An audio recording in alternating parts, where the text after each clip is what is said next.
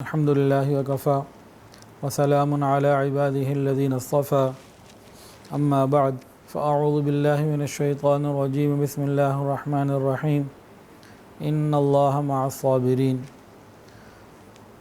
قال النبي صلى الله عليه وسلم الصبر ردائي أو كما قال عليه الصلاة والسلام سبحان ربك رب العزة عما يصفون وسلام على المرسلين والحمد لله رب العالمين اللهم صل على سيدنا ومولانا محمد وعلى آل سيدنا ومولانا محمد وبارك وسلم اللهم صل على سيدنا ومولانا محمد وعلى آل سيدنا ومولانا محمد وبارك وسلم اللهم صل على سيدنا ومولانا محمد وعلى آل سيدنا ومولانا محمد وبارك وسلم۔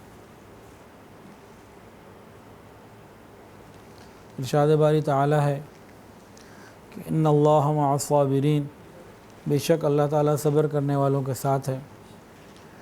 رسول اللہ صلی اللہ علیہ وسلم نے ارشاد فرمایا الصبر ردائی، کہ صبر میری چادر ہے۔ قرآن مجید میں جگہ جگہ صبر کا ذکر ہے اور حدیث کے اندر بھی اس کا ذکر ہے۔ صبر کا جو لغوی لفظی معنی ہے وہ روک لینا، تھام لینا، یہ بنتا ہے۔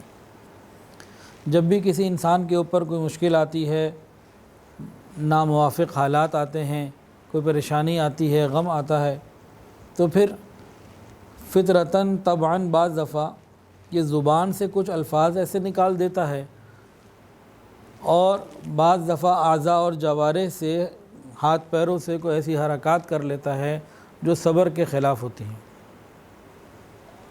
تو انسان کے اوپر کوئی پریشانی کے حالات آئیں، کوئی غم، کوئی آزمائش، کوئی تکلیف آئے، اس وقت انسان ان دونوں چیزوں پر کنٹرول کرے، زبان پہ بھی کنٹرول کرے، اپنے جسم کے اعضاء کے اوپر بھی کنٹرول کرے، اور کوئی بات اور کوئی فعل خلاف شرع نہ کرے، اندر سے آنے والی چیزوں کو روک لے، تو یہ صبر کرنا کہلاتا ہے۔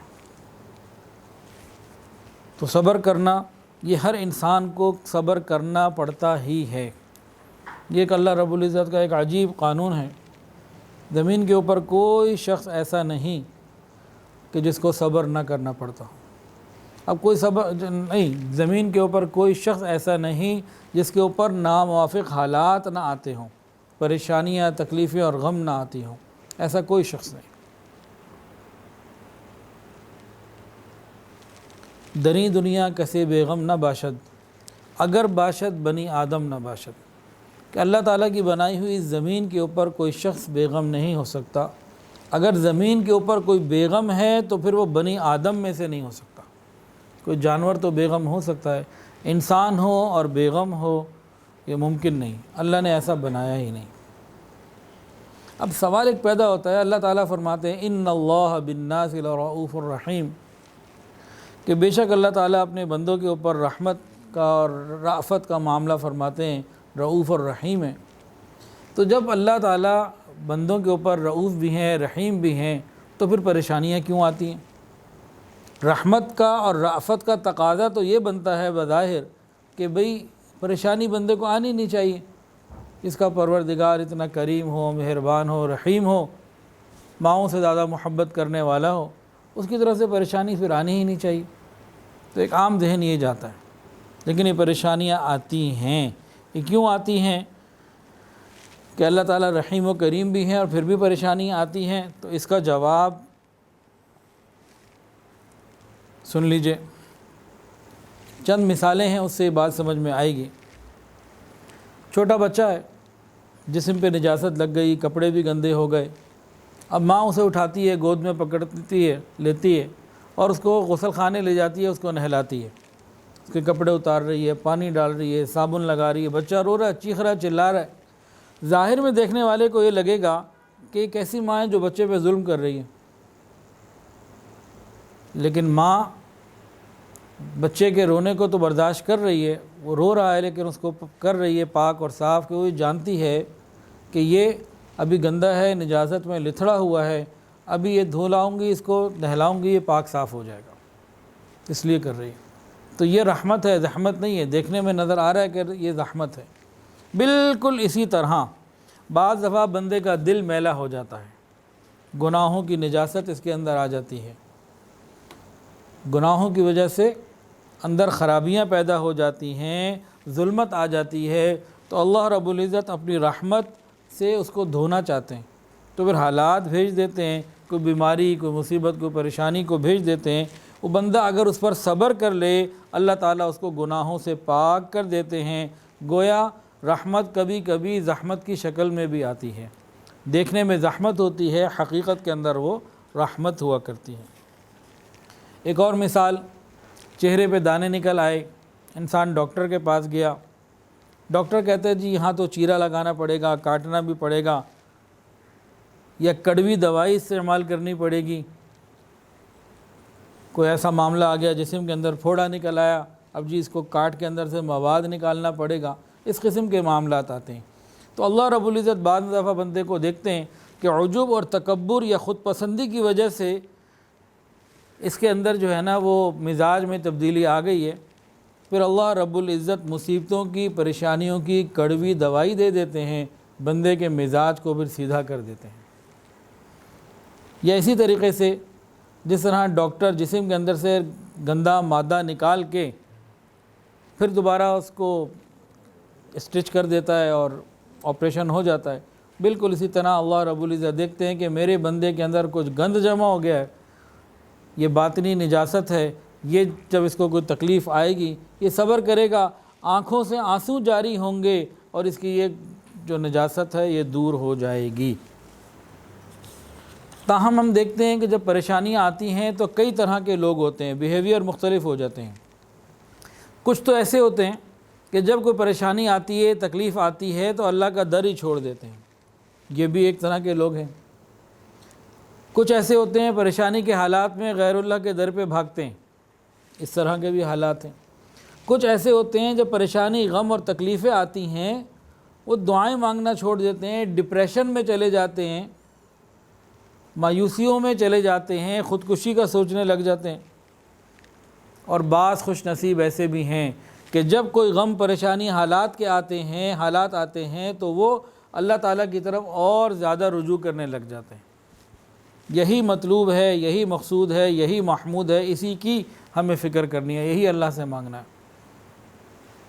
ابن عطاء اسکندری رحمۃ اللہ علیہ انہوں نے کتاب لکھی ہے اکمال الشیم، اکمال الشیم، الف سے شروع ہوتا ہے، اکمال الشیم۔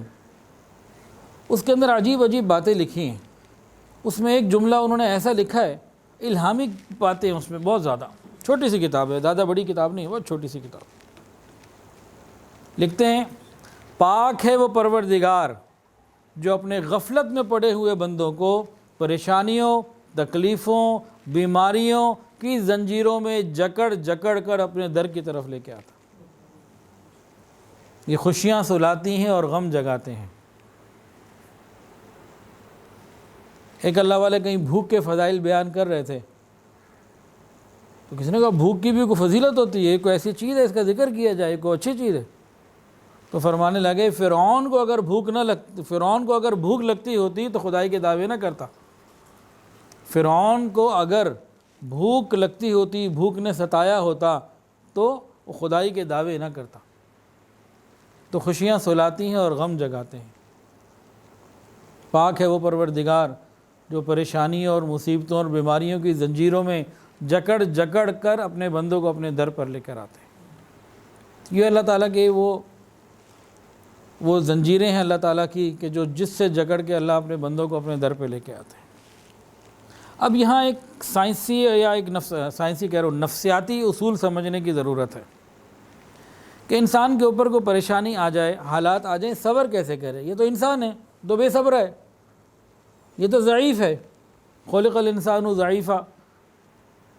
کوئی اس کے اوپر حالات آ گئے، کوئی غم آ گیا، صبر کیسے کرے؟ یہ تو کچھ منہ سے بولے گا الٹا سیدھا، کچھ ہاتھ سے حرکت کرے گا، تو صبر کر ہی نہیں سکتا چونکہ انسان ہے۔ تو یہ صبر کیسے کر لیتا ہے؟ تو ایک بات سمجھ لیجئے، ایک نفسیاتی کلیہ ہے کہ بڑے اجر بڑے ریوارڈ کی امید پہ انسان چھوٹی چھوٹی بہت ساری باتوں کو، پریشانیوں کو جھیل لیتا ہے خوشی کے ساتھ۔ بڑے اجر کے، بڑے ثواب کے، یا بڑے معاوضے کے، یا بڑے انعام کے لالچ میں انسان بہت ساری پریشانیاں، غم اور تکلیفیں بڑی خوشی کے ساتھ جھیلتا ہے۔ یہ ایک نفسیاتی مسئلہ ہے انسان کا۔ اب اس کی مثالیں، شدید گرمی ہے، دھوپ تیز ہے، ایک مزدور ہے، سر پہ سامان اٹھایا ہوا ہے اور جا رہا ہے، پسینوں پہ پسینے بہہ رہے ہیں، لیکن وہ سارا دن مزدوری کر رہا ہے۔ کیوں اتنی مشقت اٹھا رہا ہے؟ کہ اس کو معلوم ہے کہ شام کو جب مجھے اجرت ملے گی تو میری بہت ساری اور چیزیں، پریشانیاں دور ہو جائیں گی، اس لیے اس ساری تکلیف کو وہ بخوشی، رضامندی کے ساتھ اٹھا رہا ہے۔ سارا دن پتھر توڑ رہا ہے، خوشی کے ساتھ توڑ رہا ہے کہ مجھے شام کو پیسے مل جائیں گے۔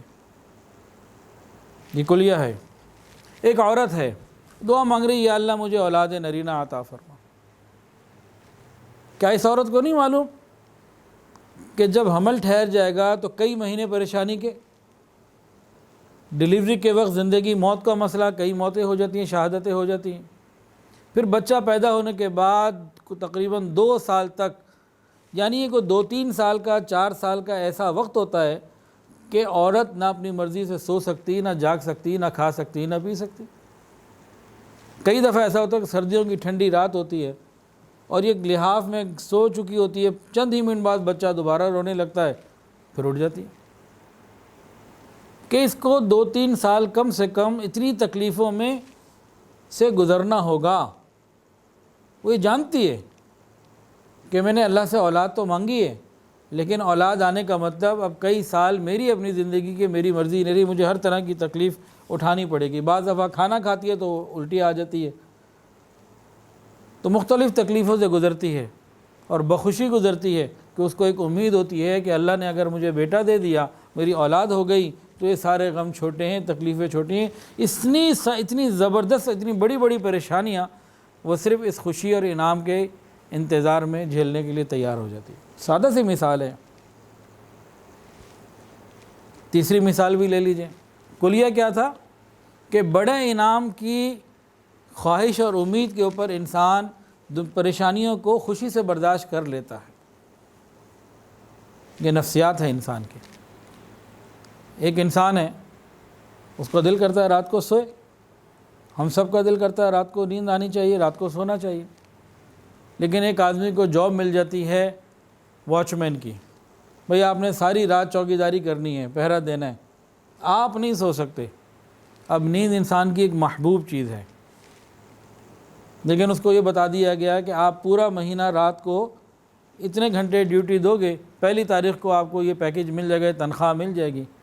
اب اس کو نیند بھی آ رہی ہے تو نیند کے تقاضوں کو روک رہا ہے۔ ساری دنیا سو رہی ہے، اس کو پتہ بھی ہے سو رہا ہے،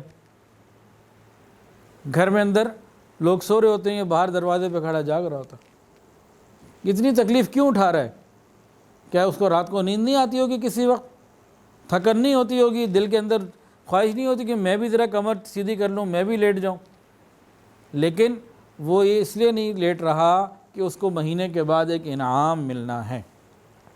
تو یہ بات ہمیں سمجھ لینی چاہیے، آسان سی بات ہے کہ مومن بندے کو جب یہ معلوم ہو جائے کہ میرے پروردگار صبر پر مجھے کیا کیا عطا فرمائیں گے، پھر یہ بے صبرا نہیں ہوتا۔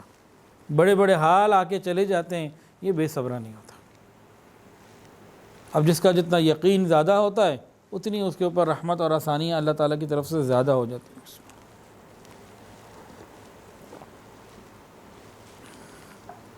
کسی کہنے والے نے کہا، بلا از دست دوست عطا است۔ اگر کوئی بلا اور پریشانی دوست کی طرف سے آئی ہے تو یہ عطا ہے۔ بلا از دست دوست عطا است۔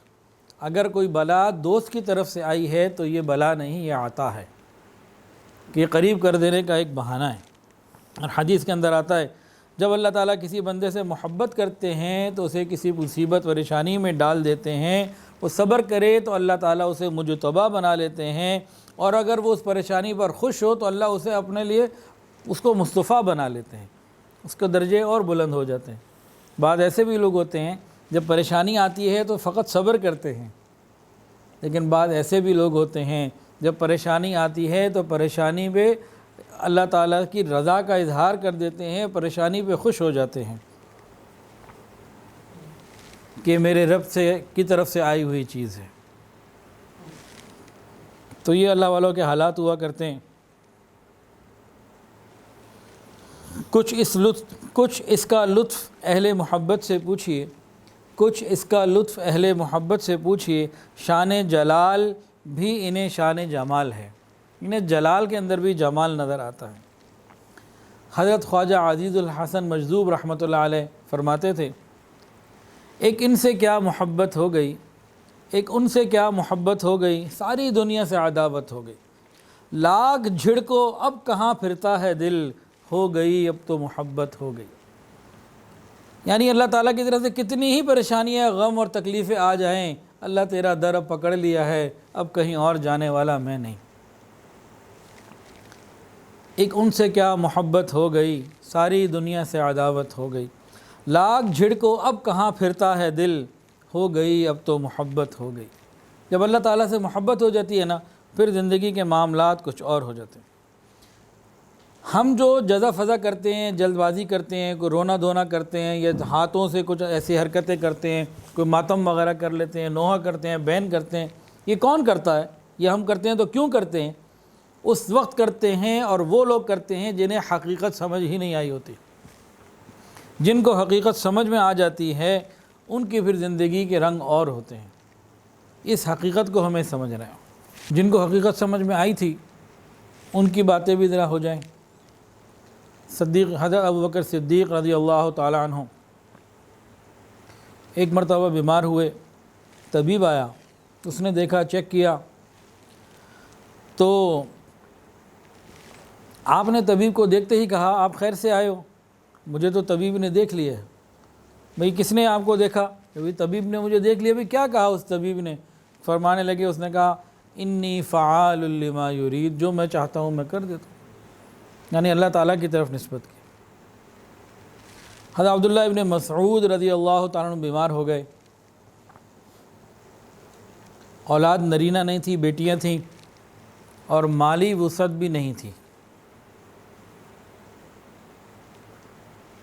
کہتے ہیں نا کہ بڑھاپا بھی ہو، غربت بھی ہو، اور بیماری بھی ہو، یہ تین چیزیں جب آ جائیں تو زندگی سب سے مشکل ہوتی ہے۔ بڑھاپا، بیماری اور غربت، یہ تین باتیں اگر کہیں ایک جگہ جمع ہو جائیں تو یہ زندگی بہت تکلیف والی زندگی ہوتی ہے۔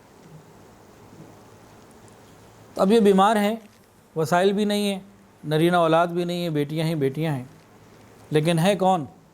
استقامت کے پہاڑ ہیں۔ حضرت عبداللہ ابن مسعود رضی اللہ تعالی عنہ عیادت کے لیے حضرت عثمان غنی رضی اللہ تعالیٰ عنہ تشریف لائے، اور کچھ سوال و جواب ہوئے۔ انہوں نے آگے پوچھا حضرت عثمان نے، ماں تشتکی، آپ کو کیا تکلیف ہے؟ مطلب آپ کو بخار ہے، پیٹ میں درد ہے، کیا بیماری ہے، کیا تکلیف ہے، کیفیت کیا ہے، یہ بتائیے۔ ماں تشتکی، تو جواب دیا، ذنوبی، مجھے میرے گناہوں کی تکلیف ہے۔ پھر پوچھا، فما تشتہی، آپ کی خواہش کیا، آپ کیا چاہتے ہیں؟ تو فرمایا، رحمت ربی، میں تو یہ چاہتا ہوں میرے رب کی رحمت مجھے مل جائے، میری یہ خواہش ہے۔ اب حضرت عثمان نے پوچھا، کیا کسی معالج کو، اچھے طبیب کو میں بھیج دوں جو آپ کا علاج کرے؟ تو فرمانے لگے، میرے طبیب ہی نے تو مجھے مریض بنایا ہے۔ انہوں نے کہا، اچھا میں آپ کے لیے کچھ بیت المال سے کوئی ہدیہ بھیجتا ہوں، کچھ چیزیں بھیجتا ہوں۔ تو فرمانے لگے، لا حاجت لی، مجھے کسی چیز کی ضرورت نہیں۔ کہا، تو آپ کی بیٹیاں ہیں؟ کہ نہیں، میں نے ان کو سورہ واقعہ یاد کروا دی ہے، ان کو تلقین کی ہوئی ہے، روزانہ مغرب کی نماز کے بعد سورہ واقعہ پابندی سے تلاوت کریں، اللہ بھوکا نہیں رکھے گا۔ تو یہ ان لوگوں کے حالات ہوتے ہیں جن کو بات سمجھ میں آ چکی ہے۔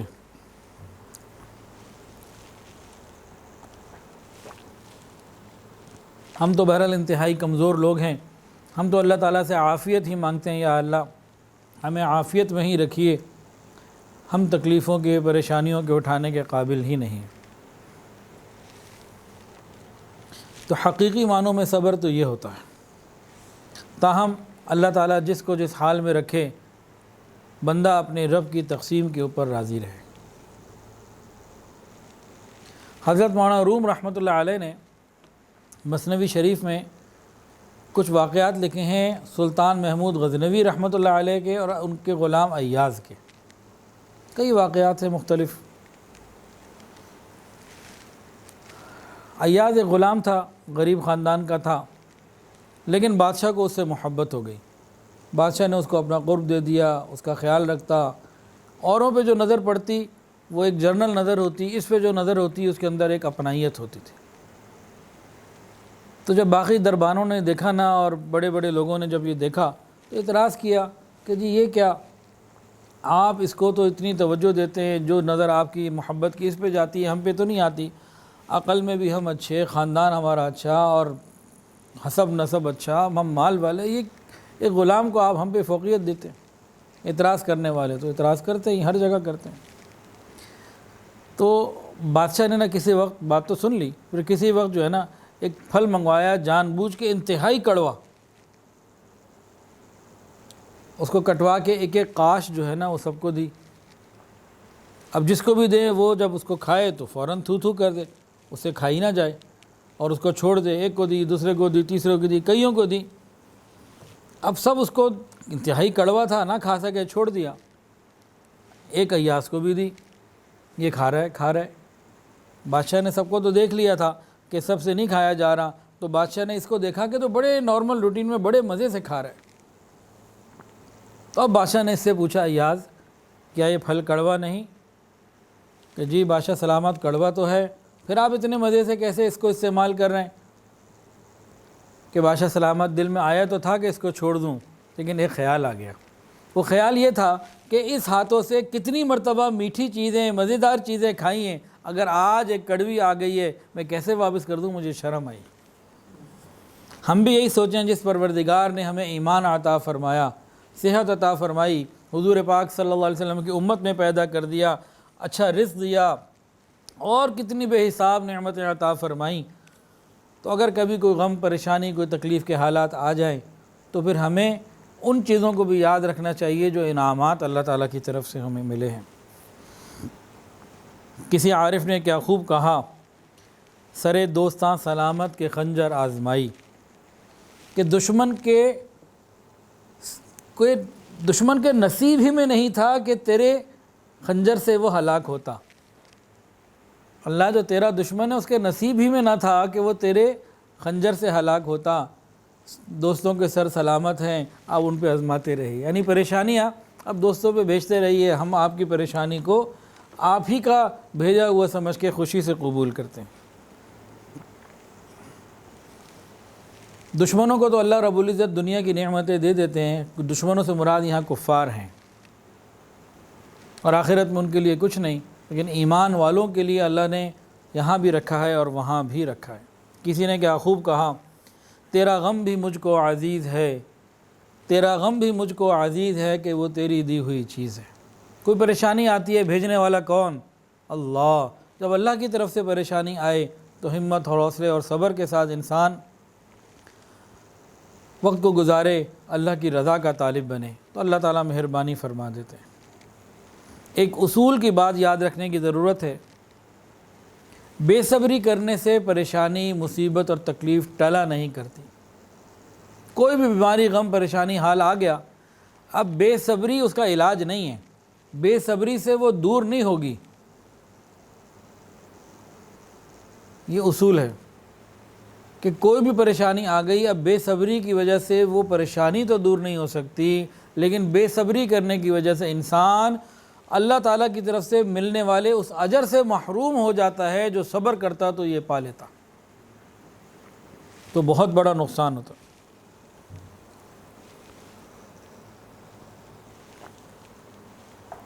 ایک بزرگ فرمایا کرتے تھے، ایک اللہ والے فرمایا کرتے تھے اپنے سب مریدوں کو کہ کوئی پریشانی اور غم آ جائے تو تم پہلے ہی دن وہ کیا کرو جو لوگ 3 دن بعد کرتے ہیں۔ انہوں نے پوچھا بھئی 3 دن بعد کیا کرتے ہیں؟ انہوں نے کہا 3 دن بعد بھی صبر ہی کرتے ہیں، اور کیا کرتے ہیں؟ تم پہلے ہی وقت میں صبر کر لو، اول اطلاع کے وقت ہی صبر کر لو، اس پر اجر ہے، بعد میں 3 دن بعد صبر کے سوا کسی کے پاس چارہ تو کوئی نہیں، لیکن وہ جو وقت گزار بیٹھتے ہیں اور اس درمیان کچھ بلا غیر صبر بے صبری کی باتیں کر بیٹھتے ہیں تو پھر اس اجر سے محروم کر دیے جاتے ہیں۔ صبر، اس کی 3 اقسام ہیں۔ ہم نے صرف ایک کو سمجھا ہوا ہے، 2 کو ہم جانتے بھی نہیں ہیں، اگر جانتے بھی ہیں تو وہ ہمارے عام تذکرے میں نہیں ہیں۔ صبر کی 3 اقسام ہیں۔ سب سے اعلیٰ درجے کا صبر کیا ہے کہ انسان اللہ رب العزت کی اطاعت میں صبر کرے، طاعت الہی پر صبر کرے۔ جب بھی انسان، یہ کیا چیز ہے، جب بھی انسان کوئی نیک عمل کرتا ہے نا تو اپنے نفس کو، اپنے بہت سارے تقاضوں کو روکنا پڑتا ہے اور ان کو پیچھے کر کے پھر یہ نیک عمل کر رہا ہوتا ہے۔ تو سب سے بڑا جو مجاہدہ ہے اور سب سے بڑا صبر وہ نیک اعمال میں اپنے آپ کو لگانا ہے، یہ سب سے بڑا مجاہدہ ہے۔ گرمی ہے، سردی ہے، وضو بھی کرنا ہے، نماز بھی پڑھنی ہے۔ رمضان گرمی ہے، سردی ہے، روزے رکھنے، زکوٰۃ ادا کرنی ہے۔ تو اللہ رب العزت کی عبادت میں اپنے آپ کو لگائے رکھنا، یہ جو صبر ہے یہ سب سے بڑا صبر ہے۔ ہم اس کو صبر سمجھتے ہی نہیں ہیں۔ بہت سارے خیالات، تقاضے اور بہت ساری چیزیں ہوتی ہیں جو روک رہی ہوتی ہیں بندے کو اس عمل کے کرنے سے، بندہ ہر چیز کو چھوڑ کر وہ عمل کر لے، یہ صبر کا سب سے اعلیٰ مقام ہے۔ اعلیٰ مقام نہیں، اعلیٰ قسم ہے۔ صبر کا دوسرا درجہ کیا ہے؟ گناہوں کے اوپر اپنے آپ کو بچا کے رکھنا۔ دل میں گناہ کا تقاضا ہو، نفس گناہ کی خواہش پیدا کرے، بس گناہوں کو ترک کرنے کے اوپر اپنے آپ کو لگانا۔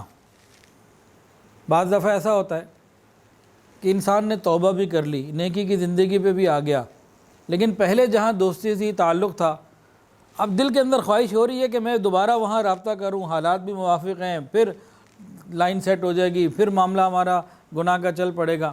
تو اس طرح کے خیالات پیدا ہو جاتے ہیں، انسان اس کو روکتا ہے کہ نہیں، مجھے گناہوں سے رکنا ہے۔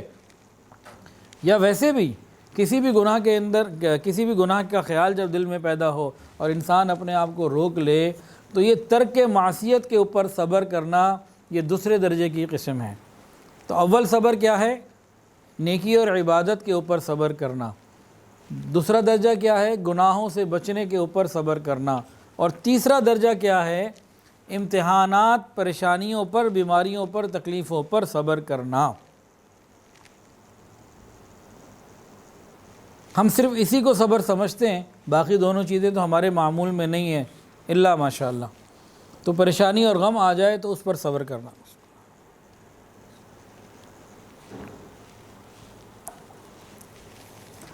صبر کرنے والوں کے واقعات تو بہت ہیں۔ ایک واقعہ سن لیجئے۔ ایک صحابی تھے حضرت ابو طلحہ رضی اللہ تعالیٰ عنہ، یہ کہیں سفر پہ گئے ہوئے تھے، پیچھے بچہ بھی تھا ایک، وہ بچہ بیمار ہو گیا، یہ خود سفر پر ہیں۔ سفر سے جب واپس آئے ہیں، جس رات گھر آنا تھا، ان کے آنے سے تھوڑی دیر پہلے بیٹے کا انتقال ہو گیا۔ اب جو والدہ تھیں بیٹے کی، صحابیہ جو تھیں، انہوں نے بچے کو لٹایا، اوپر چادر ڈال دی اور یہ پلان کیا کہ میرے خاوند اتنے دنوں کے بعد دور کا سفر کر کے آ رہے ہیں، میں نے ان کو آتے ہی اطلاع نہیں کرنی، پریشان ہو جائیں گے۔ اب ماں کا صبر دیکھیں، حوصلہ دیکھیں۔ خاوند گھر آئے، سلام دعا ہوئی، پوچھا خیر خیریت، کہا سب ٹھیک، کہا بچہ کیسے ہے؟ کہا بچہ سکون میں ہے۔ بھئی مومن تو مرنے کے بعد سکون ہی سکون ہے۔ تو انہوں نے بات تو ٹھیک کی کہ بچہ سکون میں ہے، وہ سمجھے کہ سو رہا ہے، نیند میں ہوگا۔ کھانا لگا دیا، کھانا کھا لیا، آرام کرنے لیٹ گئے۔ اس کے بعد خاوند کا دل ہوا کہ میں ملاقات بھی کروں، ملاقات بھی ہوئی۔ اس ماں کے دل پہ کیا گزر رہی ہوگی جس کے بچے کی میت گھر پہ موجود ہے اور اپنے خاوند کی خدمت کے لیے، آرام کے لیے یہ سب کچھ کرے جا رہی ہے۔ جب صبح کا وقت ہوا اور نماز پڑھنے کے لیے جانے لگے تو اب انہوں نے پوچھا اپنے خاوند سے، ایک بات تو بتائیں۔ ہاں پوچھو۔ بات یہ بتائیں، اگر کوئی شخص کسی کو امانت دے اور پھر کچھ عرصے کے بعد اپنی امانت کا واپسی تقاضا کرے کہ لاؤ میری امانت واپس دو، تو ہمیں کیا کرنا چاہیے؟ سیدھی سی بات ہے، واپس دینی چاہیے اور کیا کرنا چاہیے؟ یہ ساری بات کہہ کے نا انہوں نے فرمایا کہ ہاں جس بچے کا آپ نے رات کو پوچھا تھا، آپ کے آنے سے پہلے اس کا انتقال ہو چکا، یہ اس کی میت رکھی ہوئی ہے، میں نے صرف آپ کی آرام کی خاطر میں نے آپ کو رات کو نہیں بتایا، دور سفر سے آئیں کچھ آرام کر لیں، اب آپ جائیے اس کی تجہیز و تکفین کا اور سارے معاملات کو کیجیے اور اس کی تدفین کیجیے، اللہ تعالیٰ کی دی ہوئی امانت وہ واپس لے چکا ہے، اب اس کو قبر تک پہنچائیے۔ حضرت ابو طلحہ رضی اللہ تعالیٰ نے جب یہ بات سنی حیران رہ گئے کہ عورت ہو کر اتنا صبر، تو نبی علیہ الصلوۃ والسلام کی خدمت میں گئے اور نبی علیہ الصلوۃ والسلام کو جا کے یہ سارا واقعہ عرض کیا۔ نبی علیہ السلام نے فرمایا اللہ نے میری امت میں ایسی عورت کو پیدا کیا جیسے بنی اسرائیل کی صابرہ تھی، اور فرمایا اللہ تعالیٰ دعا دی اللہ تعالیٰ تمہارے رات کے اس عمل ملاقات میں برکت عطا فرمائے۔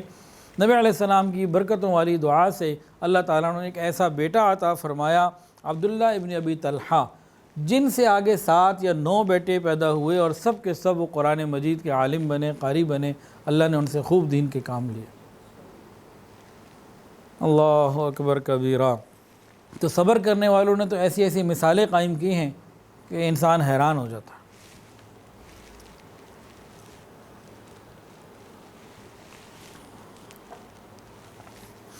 اب جو نفسیاتی اصول کیا بتایا تھا یاد ہے جی کسی کو؟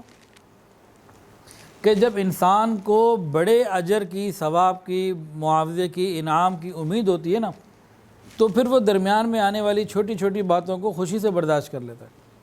اس کے لیے اس کو اپنے آپ کو رضامند نہیں کرنا پڑتا۔ چوکیدار کو رات جاگنے کے لیے اپنے آپ کو راضی نہیں کرنا پڑتا روز، اس کو پتہ ہے مہینے بعد تنخواہ ہی مجھے اس چیز کی ملنی ہے، وہ ڈیوٹی بڑی خوشی سے انجام دیتا ہے ساری رات جاگ کے۔ تو ہم اس نفسیاتی اصول کو اپناتے ہوئے سمجھنے کی کوشش کرتے ہیں اور یہ جانتے ہیں کہ قرآن مجید نے صبر کرنے والوں کے لیے کیا کیا انعامات دیے ہیں، بتائے ہیں۔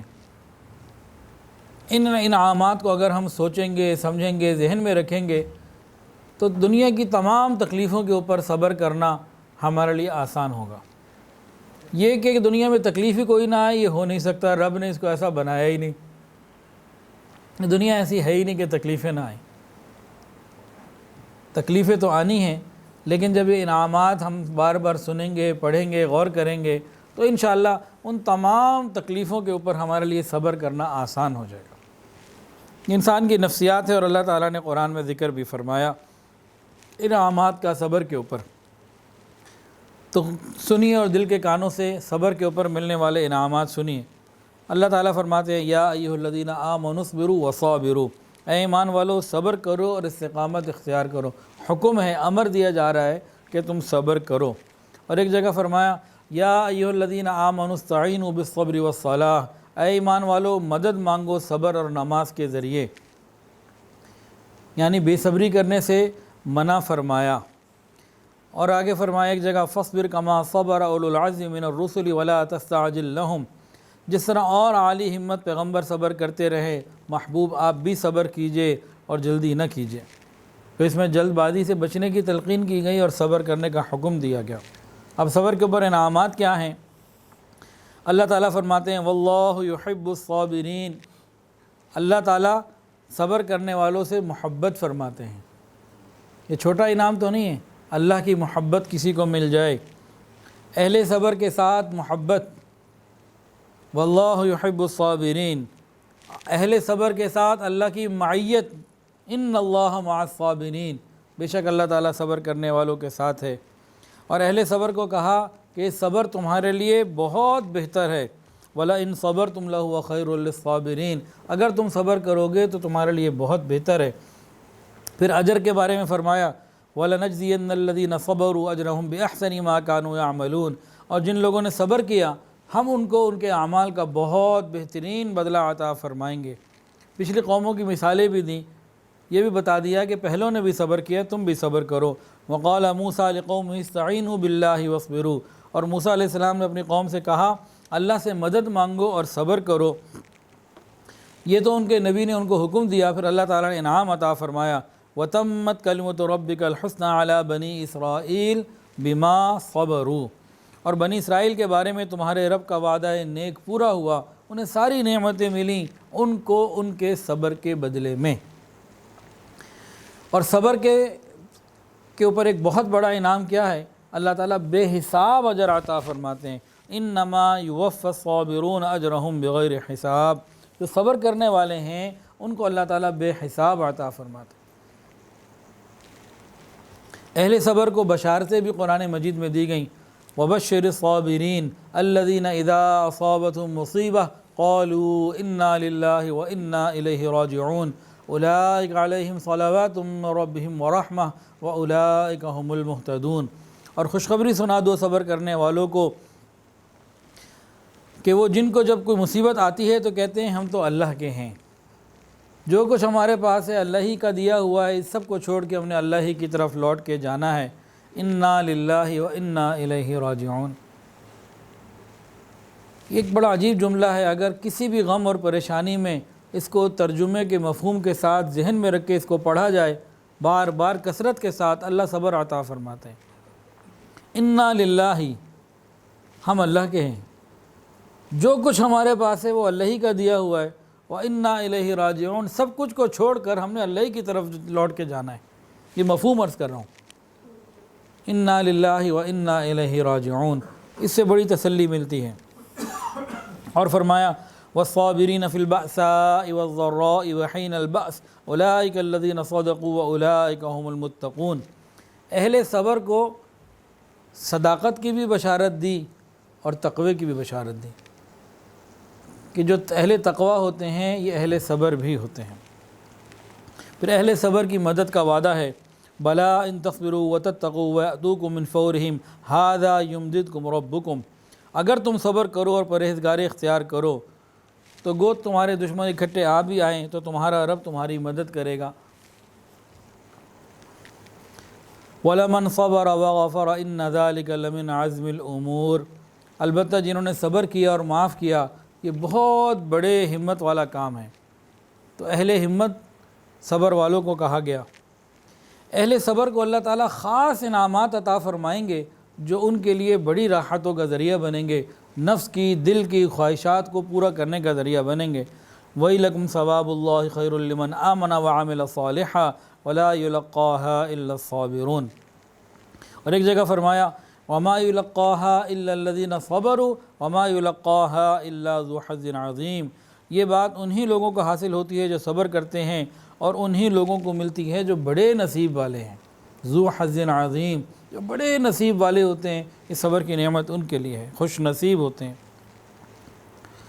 اور اہل صبر جنت میں جائیں گے، فرمایا وَالْمَلَائِكَةُ يَدْخُلُونَ عَلَيْهِم مِّن كُلِّ بَابٍ سَلَامٌ عَلَيْكُمْ بِمَا صَبَرْتُمْ فَنِعْمَ عُقْبَى الدَّارِ، فرشتے ان کے بعد ہر دروازے سے آ رہے ہوں گے، کہیں گے تمہارے صبر کی وجہ سے تمہیں اللہ نے آخرت میں کیا ہی اچھا گھر عطا فرمایا۔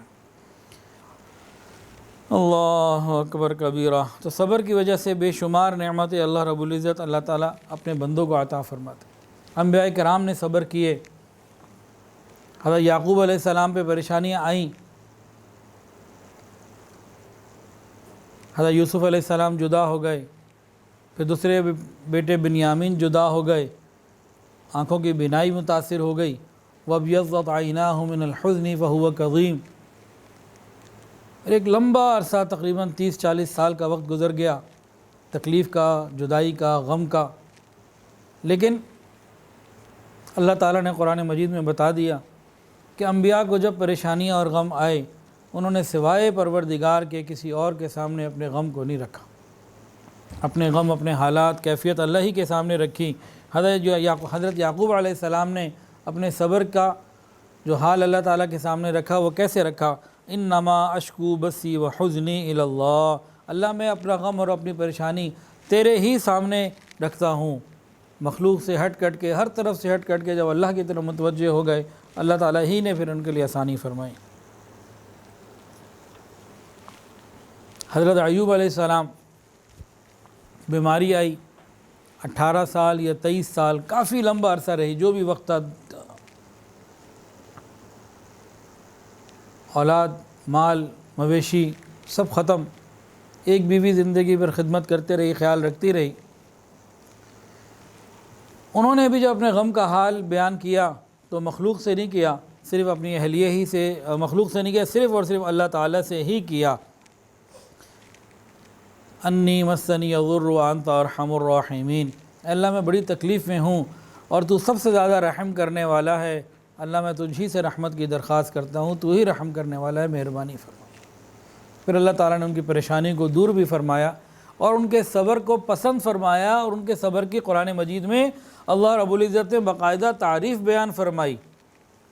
اللہ تعالیٰ نے فرمایا انا وجدناہ صابرا نعم العبد انہ اواب، انا وجدناہ صابرا نعم العبد انہ اواب۔ تین باتیں فرمائیں، فرمایا کہ ہم نے انہیں صبر کرنے والا پایا، کتنا اچھا وہ بندہ تھا اور وہ ہماری طرف رجوع کرنے والا تھا۔ حضرت ایوب علیہ السلام پہ جو بھی تکلیف آئی وہ دور ہو چکی ہے، اللہ نے دنیا ہی میں دور کر دی تھی، اور جتنی پہلے نعمتیں واپس لی تھیں اس سے ڈبل اللہ تعالیٰ نے عطا فرمائی تھی، یہ بھی قرآن کے اندر ہے۔ تو اللہ رب العزت نے ایک ختم ہو جانے والی تکلیف کے اوپر ایسا انعام عطا فرمایا جو کبھی ختم نہیں ہوگا۔ مثلاً کیا انعام کہ آج حضرت ایوب علیہ السلام کے اس واقعے کو گزرے ہوئے ہزاروں سال گزر چکے ہیں، لیکن ان کی تعریف ہو رہی ہے۔ پوری دنیا میں جہاں اللہ کا قرآن پڑھا جائے گا، پڑھا جا رہا ہے، حضرت ایوب علیہ السلام کی ان الفاظ سے تعریف ہو رہی ہے، انا وجدناہ صابرا نعم العبد انہ اواب۔ یہ دنیا بھی ختم ہو جائے گی، پھر ایک آخرت کا مقام جنت آئے گا، وہاں بھی جب قرآن مجید کی تلاوت کی جائے گی جنت میں، وہاں بھی حضرت ایوب علیہ السلام کے صبر کی تعریف کی جائے گی۔ ایک ختم ہو جانے والے وقتی مسئلے کے اوپر نہ ختم ہونے والا انعام۔ اللہ تعالیٰ جب صبر کرنے والوں کو نعمتیں دیتے ہیں تو اتنی ہو جاتی ہیں کہ انسان حیران ہو جاتا ہے۔ پھر حضور پاک صلی اللہ علیہ وسلم پر بھی تکلیفیں اور غم آئے۔ طائف میں جب آپ کو پتھر مارے گئے، جب آپ کو لوگوں نے باتیں سنائیں، مہمان نوازی کرنا، خدمت کرنا، کوئی پانی یا کچھ کھانا پیش کرنا تو دور کی بات، آپ سے بات کرنا بھی پسند نہ کیا۔ جب آپ بہت ہی غمگین حالت میں، زخمی حالت میں تھے، آپ نے کیا اللہ سے تڑپ کے مانگا، ذرا سنیے۔ اللہم انی الیک اشکو ضعف قوتی وقلت حیلتی وہوانی علی الناس، اے اللہ میں تجھی سے شکایت کرتا ہوں اپنی کمزوری اور بے کسی کی اور لوگوں کے اندر اس طرح کے معاملے کی۔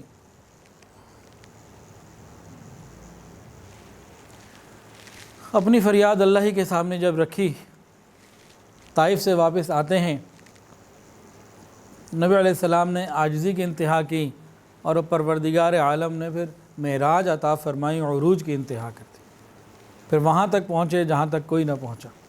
ایک مقام ایسا بھی آیا تھا، حضرت جبرائیل علیہ السلام جو ساتھی تھے سفر کے، وہ بھی ساتھ چھوڑ گئے تھے، ایک قدم بھی آگے اب میں نہیں جا سکتا۔ لیکن یہ خیر یہ ان کا خیال تھا، اور اللہ تعالیٰ کی مرضی بھی یہی تھی کہ نبی علیہ السلام اکیلے ہی آگے آئیں، اور وہ مقام بھی ایسا تھا کہ واقعتاً حضرت جبرائیل علیہ السلام آگے نہیں جا سکتے تھے۔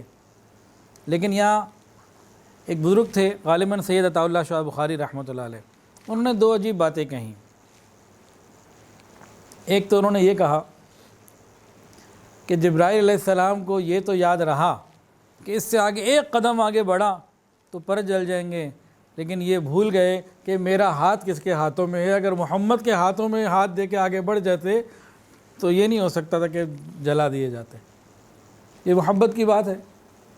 ایک یہ کہا، اور ایک کسی کہنے والا نے یہاں ایک نقطہ اور بولا، انہوں نے کہا وہ جبرائیل علیہ السلام تھے، فرشتے تھے، وہ اس مقام کے اوپر پیچھے رہ گئے، نبی علیہ السلام کو آگے بھیجنا انہوں نے گوارا کر لیا اکیلے، اور اگر حضرت ابوبکر صدیق رضی اللہ تعالیٰ عنہ ہوتے تو وہ نبی علیہ السلام کو پھر راستے میں نہ چھوڑتے۔ بہرحال یہ حدیث کی بات نہیں ہے، یہ تو ایک اللہ والوں کی معرفت کی باتیں ہیں، اس کا میں ذکر کر رہا ہوں۔ باقی تو اللہ تعالیٰ کی مرضی بھی یہی تھی کہ نبی علیہ السلام آگے آئے، اور ان کو وہیں روکنا مقصود تھا۔ تو بہرحال تو نبی علیہ السلام کو طائف میں اتنی تکلیفیں اور غم جب ملیں اور آپ نے فقط صبر کیا اور اللہ ہی سے رجوع کیا، پھر اللہ تعالیٰ نے عزتیں اتنی عطا فرمائیں کہ معراج اللہ رب العزت نے عطا فرمایا۔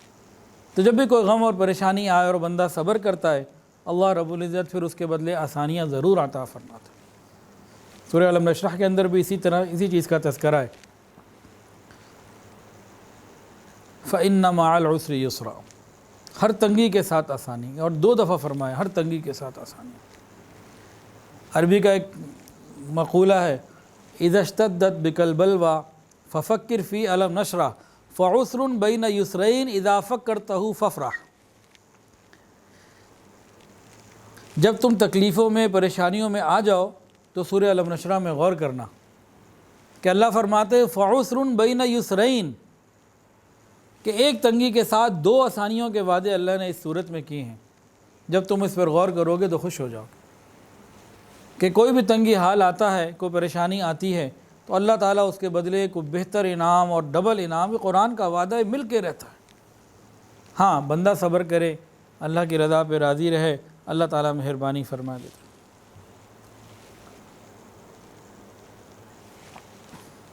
قرآن مجید کی ایک آیت ہے تڑپا دینے والی،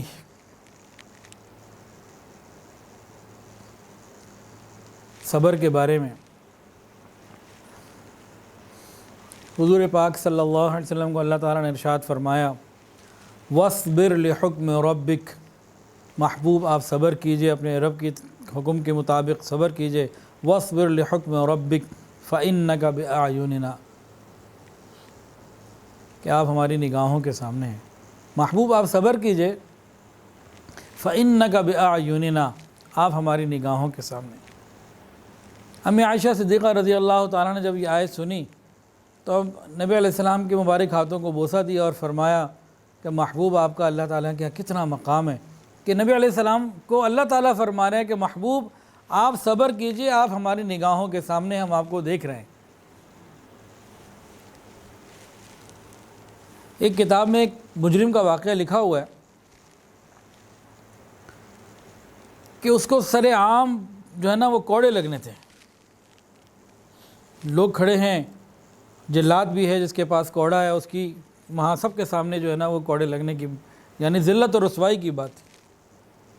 مجمع تھا، اس مجمع میں اس کا اپنا محبوب نظر آ گیا، اس مجمع میں اس کو اپنا دنیاوی محبوب نظر آ گیا۔ جیسے ہی محبوب نظر آیا تو اس کے اندر کی کیفیت بدل گئی۔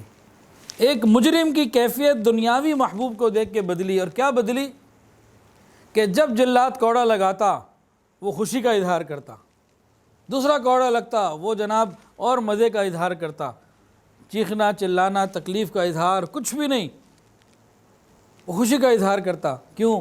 اپنے وہ دیکھ رہا تھا کہ میرا محبوب مجھے دیکھ رہا ہے اور میں اپنے محبوب کی نگاہوں میں اچھا رہنا چاہتا ہوں اور آگے بڑھنا چاہتا ہوں۔ یہ دنیا کے اندر ایک مجرم جس کو سر عام ذلت اور رسوائی کے لیے سزا دی جا رہی ہے، وہ اپنی محبوب کی نگاہوں میں اچھا بننے کے لیے اس تکلیفوں کے اوپر، جس پہ مار بھی پڑ رہی ہے، رسوائی بھی ہو رہی ہے، لیکن عمل ایسا کر کے دکھا رہا ہے کہ محبوب کی نگاہوں میں اچھا ہی رہوں بلکہ اور بلند ہو جاؤں۔ تو پھر محبوب حقیقی اللہ رب العزت تو ہر وقت ہمیں دیکھ رہے ہیں، ہر وقت اللہ تعالیٰ ہمیں دیکھ رہے ہیں۔ تو اگر ہم اللہ تعالیٰ کی نگاہوں کے سامنے صبر کریں گے اور صبر کے ساتھ اپنے وقت کو گزاریں گے تو انشاءاللہ العزیز اللہ تعالیٰ اپنی رحمت ضرور عطا فرمائیں گے۔ فَإِنَّكَ بِأَعْيُنِنَا، اللہ تعالیٰ دیکھ رہے ہیں صبر کرنے والوں کو، ہم شریعت کے مطابق صبر کرنے والے بنیں۔ اللہ اکبر کبیرہ۔ صبر کرنے والوں کی مثالیں تو بہت ہیں۔ حضرت ابوبکر صدیق رضی اللہ تعالیٰ عنہ کی بیٹی سیدہ اسماء رضی اللہ تعالیٰ عنہ ساری زندگی مختلف تکلیفوں میں، ہجرت میں اور قربانیوں میں گزاری، بوڑھی ہو گئیں، بینائی بھی چلی گئی تھی۔ تو اس وقت ان کے اوپر ایک اور امتحان آیا۔ ان کے بیٹے عبداللہ ابن زبیر رضی اللہ تعالیٰ عنہ کو دشمنوں نے گھیر لیا اور وہ ان کو شہید کرنا چاہتے تھے۔ لڑائیاں کئی دنوں سے چل رہی تھیں، ان کے ساتھ چند 100 لوگ تھے اور جو دشمن تھے وہ بہت زیادہ تھے۔ ان کے ساتھی شہید ہوتے گئے، ان کو آخرکار اندازہ ہو گیا کہ اب میری بس شہادت کا وقت آ گیا۔ تو یہ اپنی والدہ سے ملنے گئے، چلو میں آخری مرتبہ اپنی والدہ سے تو مل ہی لوں، ان کو سلام آخری سلام کر کے آ جاؤں، اس کے بعد پھر میری شہادت تو اب ہو گئی، ہونی ہے تو میں اب آخری سلام کروں۔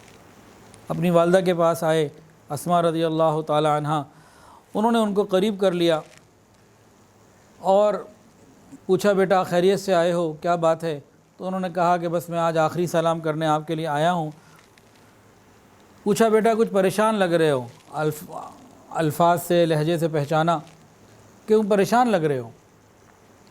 انہوں نے کہا اماں پریشانی مجھے یہ ہے، مجھے شہادت کا غم نہیں، شہید ہونے کے لیے تو میں تیار ہوں، اور بس یہ آخری ملاقات ہے، مجھے امید ہے کہ اب میں شہید ہو جاؤں گا جب باہر جاؤں گا۔ مجھے پریشانی یہ ہے کہ میری شہادت کے بعد یہ لوگ میرے جسم کے ٹکڑے ٹکڑے کر دیں گے، مجھے اس بات سے خوف آ رہا ہے۔ تو حضرت اسماء رضی اللہ تعالیٰ نے فرمایا بکری جب ذبح کر دی جاتی ہے اس کو کیا فرق پڑتا ہے اس کی کوئی بوٹی بنائے کہ ہڈی بنائے، اس کو اس کی کوئی پریشانی نہیں ہوتی۔ یعنی بوڑھی ماں نے ایک تسلی دی کہ جب جان اللہ کے لیے دے دی تو اگلی باتوں کی پریشانی سوچنے کی کیا ضرورت ہے۔ ماں نے جب قریب کیا، سینے سے لگانے کے لیے ہاتھ رکھا تو زرہ محسوس کی کہ زرہ پہنی ہوئی ہے۔ پوچھا یہ کیا؟ انہوں نے کہا زرہ پہنی ہوئی ہے۔ اس کے اوپر بھی انہوں نے فرمایا ایسا ہی کوئی بول کہ بھئی یہ تو اللہ کے لیے جان دینی ہے۔ تو صبر کرنے والوں کے بہت سارے واقعات رہے ہیں زندگی میں اس امت کے اندر۔ اللہ تعالیٰ ہمیں عافیت کے ساتھ رکھے، سہولت کے ساتھ رکھے، لیکن اگر کوئی حال آ جائے، کوئی پریشانی آ جائے تو اس وقت اللہ تعالیٰ ہمیں صبر عطا فرمائے اور بے صبری سے محفوظ رکھے۔ صبر مانگنا نہیں چاہیے، صبر مانگنا نہیں چاہیے، مانگنی عافیت ہی چاہیے۔ خیر حضرت اسماء رضی اللہ تعالیٰ عنہ جب اپنے بیٹے کو رخصت کرنے لگیں تو اللہ تعالیٰ سے یہ باتیں جب دعائیں کی ان کے لیے تو یہ الفاظ کہے یا اللہ یہ بھی میرا وہ بیٹا ہے جو سخت گرمیوں میں لمبے روزے رکھتا تھا، سردیوں کی لمبی رات میں تہجد پڑھا کرتا تھا، اللہ اس نے ہمیشہ میری خدمت کی، دو لوگوں کی خدمت کی، اللہ میں اس سے راضی ہوں، تو بھی اس سے راضی ہو جا۔ بس اس ملاقات کے بعد یہ بھی باہر گئے ہیں تو یہ بھی لڑائی ہوئی اور اس کے بعد یہ پھر شہید ہو گئے۔ شہید ہونے کے بعد 3 دن تک ان کی لاش کو دفن نہیں ہونے دیا اور ایک جگہ لٹکا دیا۔ حضرت اسماء رضی اللہ عنہ کو جب پتہ لگا تو باہر بھی نکلیں اور فرمایا کیا سوار کے سواری سے اترنے کا بھی وقت نہیں آیا؟ بیٹے کی لاش 3 دن سے سرعام لٹک رہی ہے، تجہیز و تکفین کا موقع بھی دشمن نہیں دے رہے، لیکن ماں کی زبان سے الفاظ کیا نکل رہے ہیں، اچھا کیا ابھی سوار کے سواری سے اترنے کا لگتا ہے وقت نہیں آیا؟ تو صبر کرنے والوں کی تو بہت ساری چیزیں تھیں۔ اللہ تعالی ہمیں عافیت اور خیر والا معاملہ فرمائے۔ تو نبی علیہ السلام نے فرمایا والصبر ردائی، صبر میری چادر ہے۔ اللہ تعالیٰ اپنی رحمت میں ہم سب کو شامل فرمائے۔ آج کا بیان ٹاپک وغیرہ تو کچھ اور ہی تھا، بس والدہ کی طبیعت کی وجہ سے 4-5 دن ہو گئے کہ ہر چیز ہی اوپر نیچے ہوئی ہوئی ہے۔ بدھ کی رات ہسپتال میں داخل ہوئی ہیں، جمعرات کی صبح بے ہوش ہو گئیں اور تاحال ابھی تک بے ہوش ہیں۔ ہارٹ کا مسئلہ بھی ہے، گردوں کا مسئلہ بھی ہے، دماغ کے اندر بھی پانی آ گیا ہے، جسم میں انفیکشن بھی ہے، شوگر بھی بہت زیادہ ہے۔ تو اس طرح کی 6-7 چیزیں ہیں، لیکن ان چند دنوں میں بہت کچھ سیکھا۔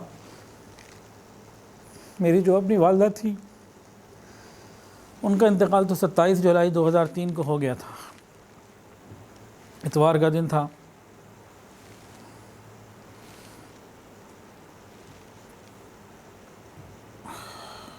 43 سال اس وقت ان کی عمر تھی، والد صاحب کی اس وقت 53 سال عمر تھی۔ ان کی تدفین یہیں لاہور میں ہوئی، جنازہ میں نہیں پڑھایا۔ اس کے بعد پھر شریعت کا حکم بھی یہی ہے، سنت بھی یہی ہے۔ پھر والد صاحب کی دوسری شادی چند ہی مہینوں کے اندر ہوئی۔ ہم چاروں بہن بھائی اس کے لیے فکر مند تھے۔ پھر مفتی موسیٰ صاحب جو بہنوئی ہیں، ان کی اہلیہ نے اور باقی گھر کے خاندان کی عورتوں نے پھر نئی والدہ تلاش کی، شادی ہو گئی۔ بہت کچھ سننے کو ملا۔ کسی نے کہا لگتا ہے ان کو تو اپنی ماں کے مرنے کی جلدی تھی کہ اپنے باپ کی دوسری شادی کروائیں۔ بہت کچھ سننے کو ملا، لیکن اللہ کا حکم بھی یہی تھا۔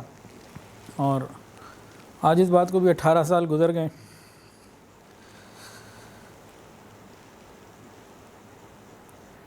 انہوں نے کس طرح سے گھر کو سنبھالا ہوا تھا اور چیزیں تھیں، یہ 4-5 دن میں بہت کچھ سمجھ میں۔ گھر میں ٹوٹل ہم 4 تو لوگ ہیں، ابو، امی، میں اور میری اہلیہ۔ اس پورے گھر میں کمرے زیادہ ہیں، 2 کنال کی اس کوٹھی کے اندر 4 ٹوٹل لوگ ہیں۔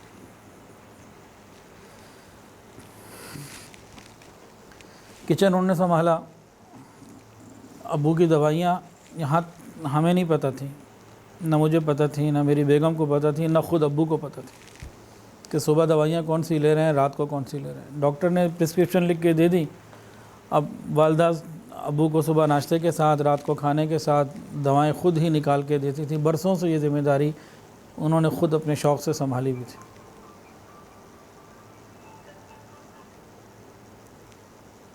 انسان زندگی میں ساتھ وقت گزار رہا ہوتا ہے نا، تو آپس میں کئی باتیں ایسی ہوتی ہیں تو وہ دوسرے کو بعض مرتبہ وہ مقام نہیں دے رہا ہوتا، لیکن تھوڑا سا بندہ دائیں بائیں ہوتا ہے تو پھر معلوم ہوتا ہے کہ بھئی کتنا بڑا ایک کام دوسرے بندے نے سنبھالا ہوا ہوتا ہے۔ یہ قدر بعد میں آتی ہے۔ تو ابھی تو 4-5 دن ہوئے اور ابھی ہسپتال میں ہیں، اللہ تعالیٰ صحت عطا فرمائے۔ تو بہت ساری چیزوں کی سمجھ لگ گئی ہے کہ بھئی بہت ساری ذمہ داریاں انہوں نے اٹھائی ہوئی تھیں۔ ایک ذمہ داری ان کی شوق سے یہ تھی، میری والدہ جن کا انتقال ہو گیا، میں نے دیکھا انارکلی میں رہتے تھے، 93 میں ہم لوگ ادھر آئے، وہ بچوں کو قرآن پڑھاتی تھیں۔ تو انارکلی کے اندر تو ایک روٹین پرانی بنی ہوئی تھی۔ جب یہاں 1993 میں آئے، مین روڈ والا گھر لیا تھا 1993 میں، تو ادھر تو ماشاءاللہ 4 کینال کے سارے گھر ہیں۔ تو امی ایک ایک دروازے پہ گئیں، بچوں کو قرآن کے لیے بھیجیں۔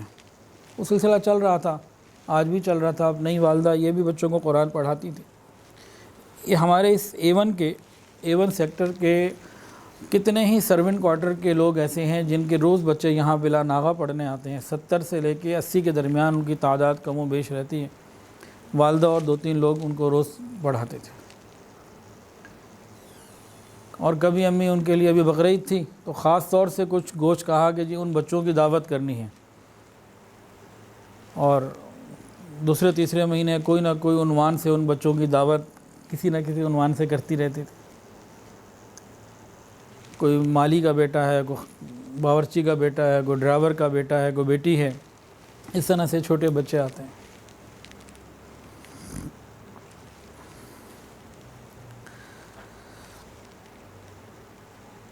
اتوار کو ہم کہیں گئے ہوئے تھے، دعوت کسی نے کی ہوئی تھی، والدہ ساتھ تھیں۔ منگل کو گلگت سے کچھ مہمان آئے ہوئے تھے تو ان کی دعوت یہاں پہ تھی، تو امی نے ان کے لیے کئی چیزیں 4-5 تیار کی ہوئی تھیں۔ ساری چیزیں خود اپنے شوق سے تیار کیں۔ تو 4-5 قسم کے کھانے بنانے کے لیے ہر قسم کی قوت، فکر، ذہن، شوق سبھی کچھ چاہیے ہوتا ہے نا۔ تو منگل کو تو یہ پوزیشن تھی کہ بالکل طبیعت ٹھیک ہے، شوگر ان کو رہتی تھی، وہ تو کافی عرصے سے ہے۔ بدھ کی صبح بے ہوش ہو گئیں، جمعرات کی صبح بے ہوش ہو گئیں۔ جمعرات، جمعہ، یہ 2 دن گزرے، کسی قسم کی کوئی حرکت، کوئی موومنٹ نہیں تھی۔ ہفتے کو بہت معمولی سی کچھ موومنٹ ہوئی، اور آج بھی بہت معمولی سی کچھ موومنٹ ہوئی۔ وہ کیا مومنٹ ہے وہ میں آپ کو بھی بتا دیتا ہوں۔ ایک دن 4 دنوں میں ان کو 1 یا 2 مرتبہ کھانسی آئی، چند مرتبہ آنکھ کھل گئی، ایک دفعہ انہوں نے ہاتھ ایسے تھا ایسے ہلا دیا۔ ہم لوگ اس پہ شکر ادا کر رہے تھے۔ پیشاب بند تھا، کم و بیش 48 گھنٹے یا اس طرح 36 یا کچھ گھنٹے گزرنے کے بعد پیشاب آیا۔ تو جب انہوں نے بتایا ڈاکٹروں نے کہ پیشاب، نرس نے بتایا کہ پیشاب آ گیا، تو ہم نے اس پہ بھی شکر ادا کیا کہ چلو الحمدللہ پیشاب آ گیا۔ یعنی 2-3 کے اندر حالات کیسے بدلے، عبرت۔ ایک تو ہم شکر کر رہے تھے کہ گلے سے کچھ کھانسی کی آواز آ گئی، ہاتھ ایسے ہل گیا ذرا سا، یہ موومنٹ ہمیں محسوس کی، اور پیشاب آ گیا۔ تو ہم اس کو امپرومنٹ سمجھ رہے تھے، ریکوری سمجھ رہے ہیں، اور اس پہ اللہ کا شکر ادا کر رہے ہیں۔ تو شکر کا موقع یہ اپنی جگہ ٹھیک ہے، لیکن اسی کے اندر ایک عبرت بھی اللہ نے رکھی ہے۔ اگر عبرت کی نگاہ ہمارے پاس ہوتی تو ہم عبرت کو بھی پکڑ لیتے ہیں۔ فاعتبروا یا اولی الابصار، کہ انسان کس بات کے اوپر اکڑتا ہے کہ 2 دن پہلے چل رہا ہے، پھر رہا ہے، ہر کام اپنے ہاتھوں سے کر رہا ہے، اب اس کا کوئی ہاتھ پیر کے ہلانے کا ہمیں شکر نہیں۔ کتنے کام ہم دن رات اپنے ہاتھوں پیروں سے کرتے ہیں، ابھی صرف ذرا سا ہاتھ ہلا ہے تو ہم اللہ کا شکر ادا کر رہے ہیں، اللہ تیرا شکر۔ تو آج کل تو ہم شکر ادا نہیں کر رہے نا، ہم سب، میں خود اپنے آپ کو شامل رکھتے ہوئے بات کر رہا ہوں کہ صبح سے لے کے رات تک کتنے کام اپنے ہاتھ پاؤں سے کیے ہیں ہم نے، تو ان کا شکر ادا نہیں کیا۔ پھر دن رات کتنی مرتبہ ہم پیشاب پخانے کے لیے جاتے ہیں، یہی پیشاب بند ہو جائے تو 2 دن کے اندر ذرا سا بھی آ جائے تو کیا کیفیت ہوتی ہے۔ یہی زبان کہ ذرا سی کھانسی کی آواز نے ہمیں ایک امید دلا دی۔ آج جب گئے ہیں، ابو نے ان کو کہا قریب جا کے السلام علیکم، انہوں نے آنکھیں کھولی ہیں، پہچان نہیں سکیں، ذہن کوئی کیفیت یا کوئی ایکسپریشنز نہیں آ سکے، تو ہم اسی کو امپرومنٹ سمجھ رہے ہیں۔ اور بعد سارا دن ہماری آنکھیں، ہم دیدے پھاڑ پھاڑ کے ساری دنیا کو دیکھتے ہیں، تو کبھی اس آنکھ کے کھلنے کا بھی ہم نے شکر ادا نہیں کیا۔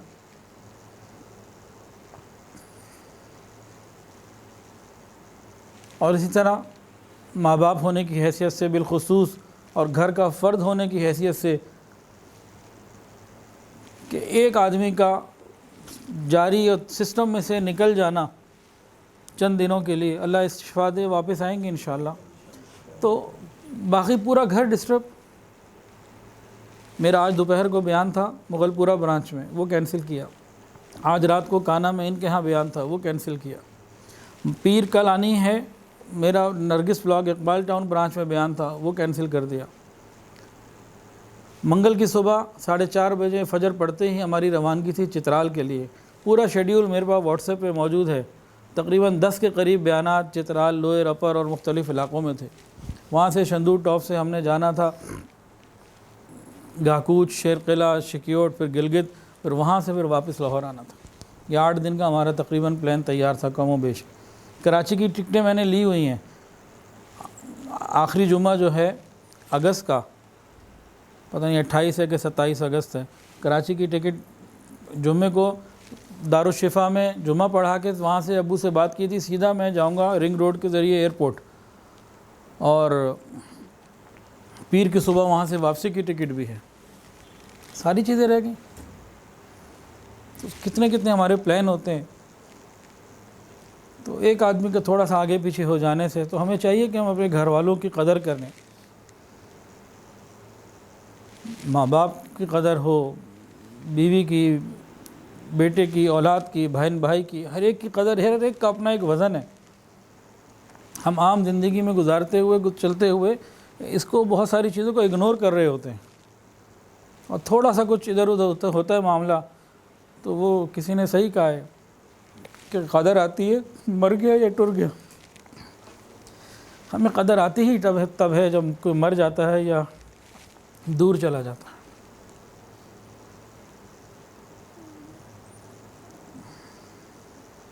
عیسائیوں کے اندر ایک طریقہ ہے کہ وہ قبر کے اوپر نا منوں کے حساب سے پھول لا کے رکھ دیتے ہیں۔ عیسائیوں کے اندر ایک طریقہ ہے کہ وہ قبر کے اوپر پھول رکھتے ہیں اور بعض دفعہ منوں کے حساب سے بھی رکھ دیتے ہیں۔ تو اس کو کسی شاعر نے کہا، عیسائی شاعر نے کہا، why do we wait till a person die, ہم پھول پیش کرنے کے لیے کسی کے مرنے کا انتظار کیوں کرتے ہیں؟ وہ مرے گا تو اس کی جا کے قبر کے اوپر پھول رکھیں گے، ہم زندگی میں اس کے پھول کیوں نہیں پیش کر دیتے؟ زندگی میں دیا ہوا ایک پھول قبر پہ رکھے ہوئے سینکڑوں پھولوں سے زیادہ قیمتی ہوگا۔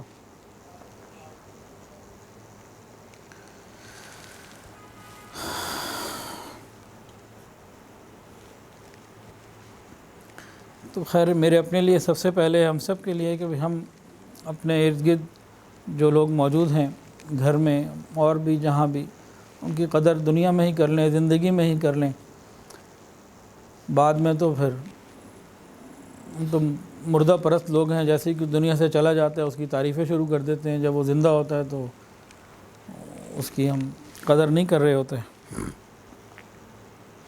آج سے کوئی 10-12 سال پہلے ایک صاحب نے واقعہ سنایا تھا ان کی خالہ اور خالو کا، کہنے لگے کہ خالہ نے مجھے فون کیا کہ میرے شوہر سے یعنی اپنے خالو سے میری جان چھوڑاؤ، بڑا تنگ کیا ہوا ہے، بڑی مصیبت میں ہوں میں، اور مجھے بس طلاق لے کے دو اور یہ کرو وہ کرو اور جلدی آؤ۔ تو میں نے کہا خالہ میں آتا ہوں، کام میں ہوں، مصروف ہوں۔ ان کا تو فون میں نے بند کیا، اور میری خالہ کی عمر تھی تو 70 سال سے زیادہ، 70 سال سے زیادہ، اور خالو کی ان سے اور زیادہ تھی، کہ میں اب ان کو کیا کہوں 70 سال کی بڑھیا کو، کیسے کیا بات کروں؟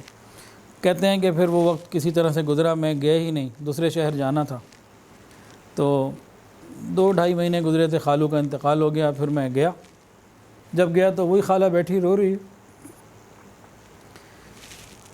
کہ اتنا اچھا تھا، اتنا خیال کرتا تھا، مجھے کسی کی پرواہ نہیں ہوتی تھی، اور یہ زندگی ایسی 50 سال پتہ ہی نہیں چلا، اب وہ تعریفیں چل رہی ہیں۔ ان کے الفاظ یہ تھے کہ کیسٹ چینج ہو گئی، 2-3 مہینے پہلے جو مجھے فون آیا تھا وہ کوئی اور کیسٹ تھی، اب کیسٹ ہی بالکل چینج ہو گئی۔ تو ہم سب کا یہی حال ہے، یہ خالی جن خاتون کا واقعہ کیا یہ خالی ان کی بات نہیں ہے، یہ آج ہم سب کا کم و بیش یہی حال ہے۔ تو بس ہم اپنے رشتہ داروں کی، جو گھر والے ہیں، ان سب کی ہم سب ایک دوسرے کی قدردانی کریں، اللہ تعالیٰ اپنی رحمت کا معاملہ فرمائے۔ وآخر دعوانا ان الحمدللہ رب العالمین۔ ویڈیو کے نیچے سبسکرائب کے بٹن پہ کلک کریں، بیل کے آئیکن پہ کلک کیجئے تاکہ ہر نئی ویڈیو کی نوٹیفیکیشن آپ کو مل جائے۔